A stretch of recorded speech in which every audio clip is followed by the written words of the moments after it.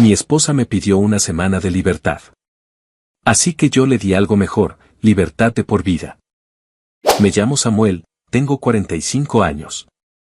Mi esposa, Ellie, también tiene 45. Nos casamos cuando teníamos 29, después de casi 5 años de relación. No fue un matrimonio impulsivo ni una decisión apresurada. Nos conocimos jóvenes, crecimos juntos, pasamos por etapas difíciles y otras muy buenas. Durante muchos años pensé que habíamos hecho todo bien. Tenemos un hijo, Nick, que hoy tiene 16 años. Es un buen chico, responsable, inteligente, tranquilo. Nunca fue un problema ni una carga. De hecho, siempre creí que él y yo hicimos un buen trabajo como padres. Nuestra vida, desde afuera, probablemente se veía estable, incluso envidiable. Y durante mucho tiempo, lo fue. Ellie siempre fue una mujer alegre. No exageradamente extrovertida, pero sí luminosa. Tenía esa energía que llenaba los espacios sin necesidad de hablar demasiado. Era curiosa, soñadora, sensible. Yo era más estructurado, más práctico. Supongo que por eso funcionamos bien durante tantos años. Yo ponía orden, ella, color. Trabajé durante décadas en el mismo sector. No voy a entrar en detalles por privacidad, pero fue un trabajo exigente, con muchas horas, mucha responsabilidad. Nunca fui millonario, pero tampoco nos faltó nada. Vivíamos cómodamente. Casa propia, vacaciones anuales, educación privada para nuestro hijo. Nada lujoso en exceso, pero estable. Durante muchos años, Ellie parecía satisfecha con esa vida. El cambio no fue brusco. No hubo un evento puntual, ni una discusión grande, ni una traición evidente. Fue algo más sutil, más lento. Como cuando una grieta aparece en una pared y al principio parece insignificante, hasta que un día te das cuenta de que ya no puedes ignorarla. Ellie empezó a hablar mucho sobre vivir la vida. Al principio eran comentarios sueltos. Frases como el tiempo pasa muy rápido o no quiero llegar a vieja arrepintiéndome. Nada alarmante. Yo asentía, estaba de acuerdo. ¿Quién no lo estaría? Luego comenzaron las ideas más concretas. Viajar más. Salir más. Hacer cosas distintas. Decía que sentía que había vivido en automático durante años. Yo no me opuse. Al contrario. Pensé que era normal. A los 40, muchas personas hacen balances, se cuestionan decisiones. Yo mismo lo hice, solo que de una forma más silenciosa. Nuestro hijo ya tenía edad suficiente para quedarse solo algunas noches. Era responsable, sabía cocinar lo básico, cumplía con la escuela. Así que empezamos a viajar más seguido. Primero escapadas cortas, luego viajes más largos. Yo trabajé más horas para poder pagarlos. Turnos extra, proyectos adicionales, menos descanso. No lo hice reprochándolo. Lo hice porque pensé que eso era apoyar a mi esposa. Porque creí que si ella necesitaba experiencias nuevas, yo debía facilitarlo. Fuimos a lugares que nunca habíamos considerado antes. Caminatas largas, ciudades desconocidas, culturas distintas. Ella sonreía en las fotos, pero algo no terminaba de encajar. A veces, en la habitación del hotel, la encontraba mirando por la ventana, en silencio. Cuando le preguntaba qué pasaba, me decía que estaba cansada, o que solo estaba pensando. Con el tiempo, esa mirada se volvió habitual. Intenté hablar con ella varias veces. Preguntarle directamente si estaba bien, si algo le faltaba, si había algo que yo no estaba viendo. Siempre me respondía con frases vagas. Que no era culpa mía. Que estaba confundida. Que era una sensación interna, difícil de explicar. Yo quería entenderla. De verdad. No me cerré. No la minimicé. No le dije que exageraba. Solo, no sabía cómo ayudarla. Ellie empezó a hablar de sueños que nunca había cumplido. De la vida que imaginó cuando era joven. De aventuras, de experiencias extremas, de sentirse realmente viva. Yo le recordaba que habíamos hecho muchas cosas, que habíamos viajado, construido una familia, logrado estabilidad. Ella asentía, pero decía que eso no era lo mismo. Uno de esos sueños era explorar la Antártida. No era un comentario reciente. Lo había mencionado años atrás, casi como una fantasía imposible. Un lugar remoto, extremo, difícil. Yo siempre lo tomé como una idea bonita, pero irreal. Esta vez no lo fue. Investigó durante semanas.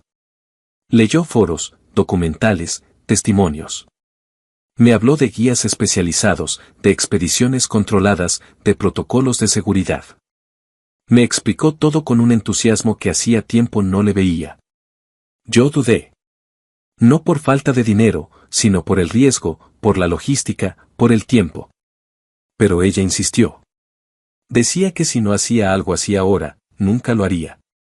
Que sentía que se le escapaba el tiempo. Así que lo hice. Contraté guías profesionales. Planeé todo con cuidado. Nos ausentamos 2 semanas. Dejamos a Nick con un familiar cercano, con todo organizado.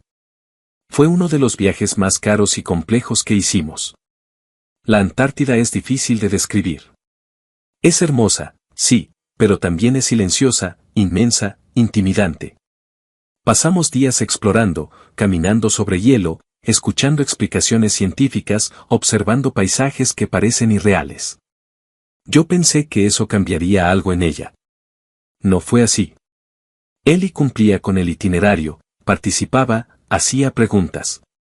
Pero su expresión seguía siendo la misma.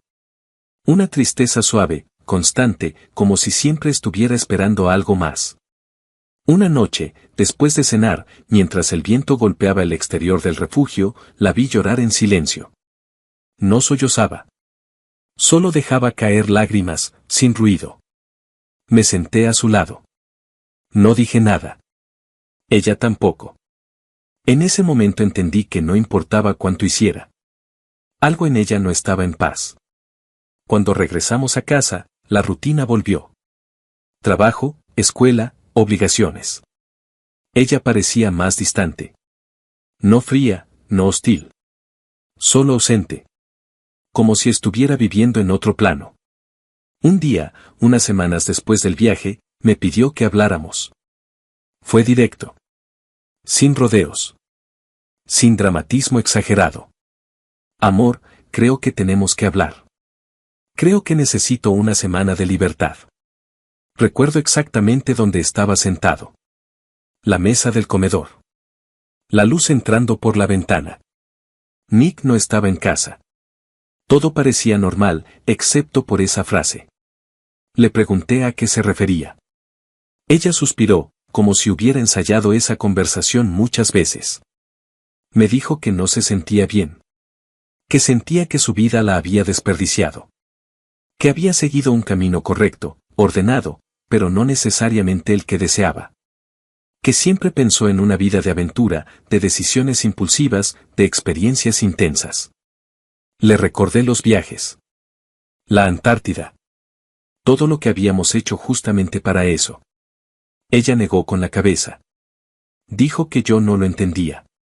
Que no se trataba de lugares, sino de sentirse libre. De no rendirle cuentas a nadie. De no ser esposa, ni madre, ni nada por un momento. Le pregunté qué implicaba esa semana. Me dijo que necesitaba tiempo para ella.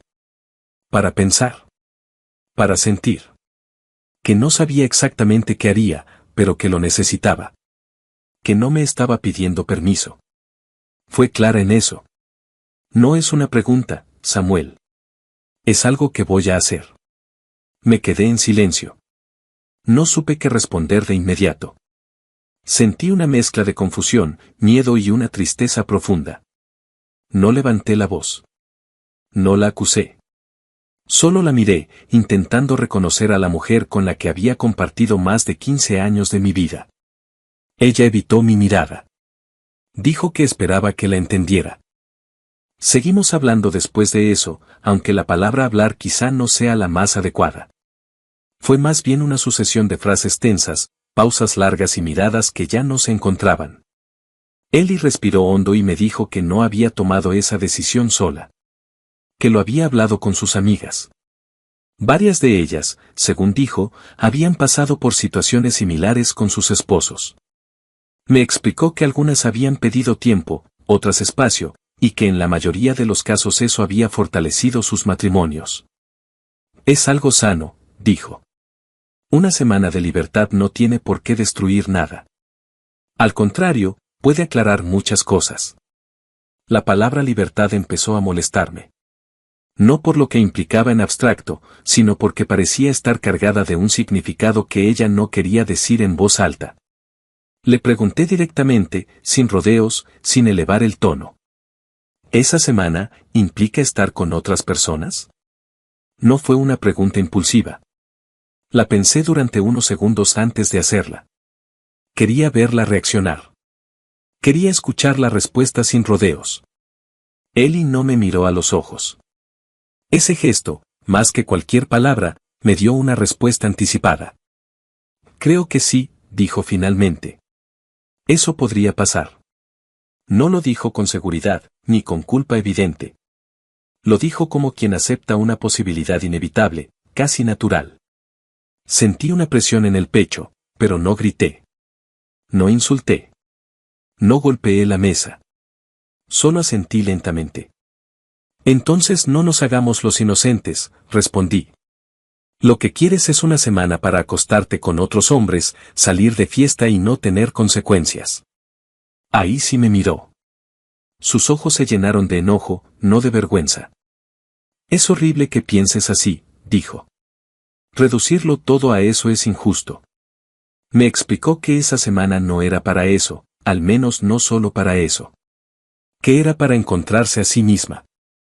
Para sanar heridas que llevaba arrastrando desde hacía años. Para entender qué quería realmente de su vida. Para saber si quiero seguir o no, añadió. ¿Seguir qué? Pregunté. ¿Seguir casada conmigo? Hubo un silencio pesado. De esos que se sienten físicos. Entonces se exaltó.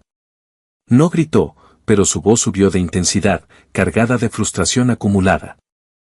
Pues sí, Samuel, dijo. Para saber si quiero seguir contigo. Para ti es muy fácil continuar como si nada. Tú estás cómodo.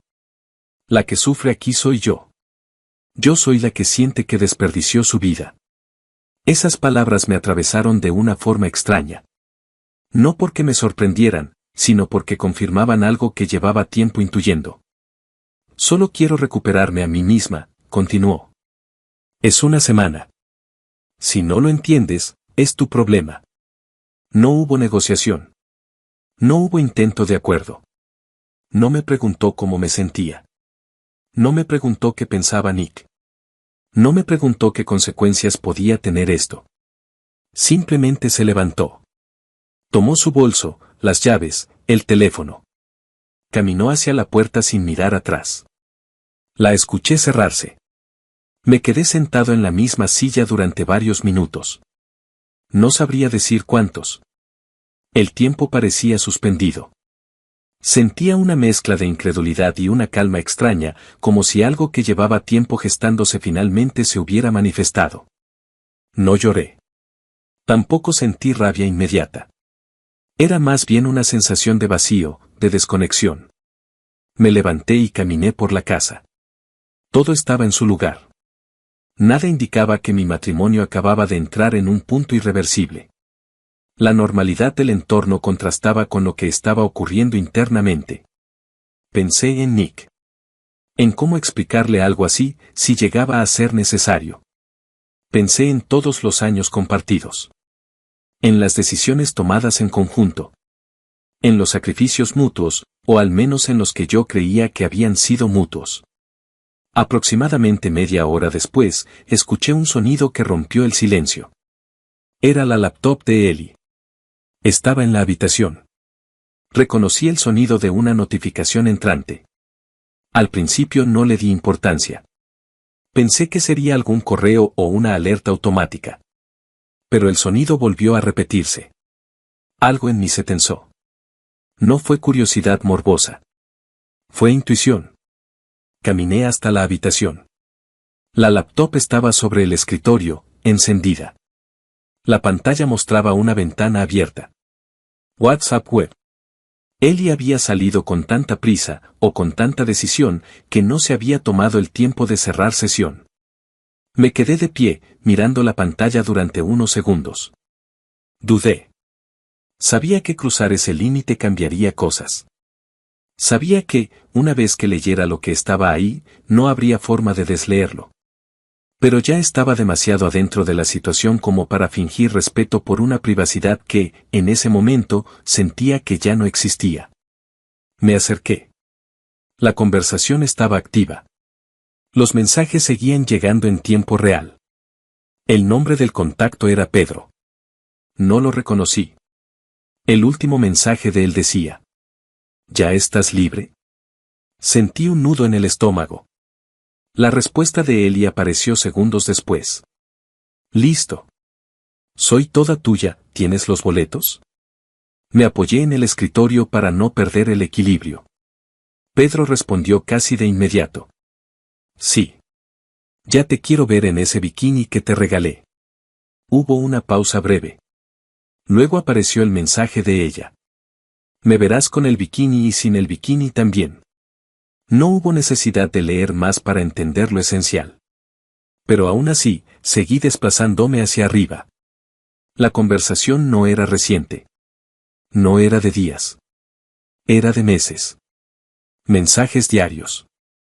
Audios. Fotografías que no voy a describir. Planes. Bromas internas. Referencias a encuentros pasados y futuros. Pedro no era una posibilidad. No era una eventualidad de esa semana de libertad. Pedro ya estaba ahí desde hacía tiempo. Leí fragmentos sueltos, sin un orden específico. No porque quisiera recrearme en el dolor, sino porque necesitaba entender la magnitud de la mentira. Eli le decía que se sentía atrapada en su matrimonio. Que odiaba los viajes conmigo. Que cada vez que despertaba en una habitación de hotel, esperaba que fuera él quien estuviera a su lado y no yo. Le decía que se sentía viva cuando hablaba con él. Que conmigo solo cumplía roles. Que era una esposa, una madre, una figura estable, pero no una mujer deseada. Pedro respondía con promesas, con halagos, con planes. Hablaban de escapadas, de esa semana que, ahora entendía, ya estaba organizada. Los boletos no eran una idea. Eran una realidad. Cerré la laptop con cuidado. Me quedé de pie, en silencio, intentando procesar lo que acababa de descubrir. No sentí un estallido emocional inmediato. Fue más bien una sensación de claridad brutal. La conversación que habíamos tenido minutos antes ya no tenía ambigüedades. Ya no había interpretaciones posibles. No era una crisis existencial improvisada. No era una búsqueda espontánea. Era una decisión tomada con antelación. Y yo acababa de ver la prueba. Pasaron apenas unos minutos desde que cerré la laptop. Me senté en el sillón de la sala, mirando al frente, sin encender la televisión, sin música, sin hacer nada. El silencio era pesado, pero ya no incómodo. Era un silencio distinto, más claro. Como si todo hubiera encajado de golpe. Entonces sonó mi teléfono. Era Eli. Contesté. Hola, Samuel, dijo con un tono que intentaba sonar normal. ¿Podrías traerme mi laptop a casa de mis padres? La necesito para unos trabajos. Escuché su voz y me sorprendió lo ajena que me resultó. Como si hablara con alguien que conocí hace mucho tiempo. No estoy en casa, respondí. Ve tú por ella. No pregunté nada más. No le di explicaciones. Colgué. A los pocos segundos me llegó un mensaje que no abrí. No hizo falta. Sabía que estaba molesta. Lo que no esperaba era que llegara tan rápido. Menos de 15 minutos después, escuché el sonido del auto estacionándose frente a la casa. La puerta se abrió con fuerza. Sus pasos eran rápidos, tensos. Entró directo a la habitación. «Samuel», dijo desde el pasillo. «¿Dónde estás?» Salí de la sala y me apoyé en el marco de la puerta del comedor. Me miró y se detuvo en seco. Pensé que no estabas, dijo, confundida. Lo pensé mejor, respondí con calma. Tal vez una semana de libertad no sea suficiente. Frunció el ceño. ¿De qué hablas? La miré directamente. No sentí necesidad de elevar la voz. ¿Qué tal si te doy libertad de por vida? Parpadeó varias veces.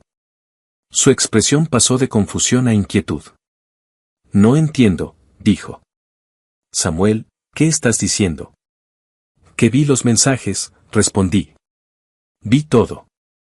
A Pedro. Los boletos. Los meses de conversaciones. Las mentiras. Su rostro se descompuso. Por un segundo pensé que lo negaría. Que intentaría justificarlo. Pero no lo hizo. Se le llenaron los ojos de lágrimas y se llevó una mano a la boca. Yo puedo explicarlo, dijo entre sollozos. No es lo que parece. Es exactamente lo que parece, respondí. Y no tienes que explicarme nada. Se acercó a mí, llorando. Me pidió perdón una y otra vez. Dijo que estaba confundida. Que se había equivocado. Que no quería hacerme daño. Que no sabía cómo había llegado hasta ahí. La escuché. No la interrumpí. Pero tampoco sentí nada de lo que ella parecía esperar. No sentí alivio. No sentí compasión inmediata. No sentí ganas de consolarla. Cuando terminó de hablar, le dije algo que jamás pensé que diría. Quiero el divorcio. Se desplomó en una de las sillas. Lloraba sin control. Me decía que no podía ser así. Que eran muchos años. Que había un hijo de por medio. Que podíamos arreglarlo. Antes de que pudiera responder, escuchamos la puerta principal abrirse. Nick había llegado. Entró con su mochila al hombro, deteniéndose al ver la escena. A su madre llorando, a mí de pie, serio. Su expresión pasó de sorpresa a preocupación. ¿Qué pasa? Preguntó. ¿Por qué está llorando mamá? Eli se levantó de golpe y caminó hacia él. Lo tomó de los hombros. Hijo, dijo entre lágrimas, tu padre nos quiere dejar. Sentí un golpe seco en el pecho. No por culpa, sino por la injusticia de esa frase. No, dije con firmeza. La que nos deja eres tú. Nick nos miró a ambos, confundido. ¿Qué? Preguntó. No entiendo. Miré a Eli. Tú te quieres ir, ¿no? Continué. Pues vete. Esta casa es mía. No me voy a ir. Toma tus cosas y lárgate. Nick empezó a llorar. No un llanto silencioso. Un llanto genuino, desconcertado, de alguien a quien el mundo se le acaba de romper sin aviso. Eli intentó abrazarlo, pero él retrocedió. No, dije. Tú vas a decirle la verdad. Ella me miró aterrada. Samuel, por favor. La verdad, repetí. Nada de medias palabras. Eli se arrodilló frente a Nick. Tardó varios segundos en poder hablar. Su voz temblaba. Le dijo que había conocido a otra persona. Que llevaba tiempo hablando con él. Que había mentido. Que quería irse una semana, pero que en realidad ya había tomado decisiones antes. Que su padre no había hecho nada malo. Nick la escuchaba con los ojos abiertos, llorando en silencio. Cuando terminó, él se levantó y caminó directo hacia mí. Me abrazó con fuerza, hundiendo la cara en mi pecho. No te vayas, papá, dijo. Por favor. Lo abracé de vuelta. No me voy a ir, le dije. Nunca. Eli se levantó despacio. No discutió más. No pidió quedarse. Caminó hacia la habitación y tomó algunas cosas básicas. Pasó frente a nosotros sin mirarnos. Cerró la puerta detrás de ella. Esa fue la última vez que la vi en esa casa. Desde entonces, el proceso de divorcio está en marcha. No ha sido fácil, pero tampoco caótico. Todo está siendo frío, administrativo, distante. Como si el matrimonio se hubiera terminado mucho antes y solo ahora estuviéramos firmando los papeles. Nick y yo seguimos aquí, intentando adaptarnos a una nueva normalidad. Hablamos mucho. Más de lo que hablábamos antes. Hay días buenos y días difíciles, pero somos honestos. A veces me pregunto en qué momento se rompió todo. Porque, visto desde afuera, nuestro matrimonio se veía bien. No había gritos, ni violencia, ni carencias extremas. Había rutina, sí. Estabilidad. Responsabilidades.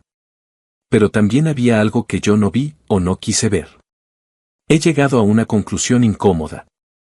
Algunas personas no quieren una vida mejor. Quieren otra vida. Y cuando no saben cómo construirla, destruyen la que tienen. No escribo esto con rencor. Tampoco con superioridad moral. Solo con claridad. Aprendí que apoyar no siempre es suficiente. Que amar no garantiza que el otro quiera quedarse. Y que la libertad que algunos buscan no es más que una forma elegante de huir sin asumir consecuencias. Yo no le quité nada a Eli. Solo dejé de sostener una mentira. Y a veces, eso es lo único que uno puede hacer.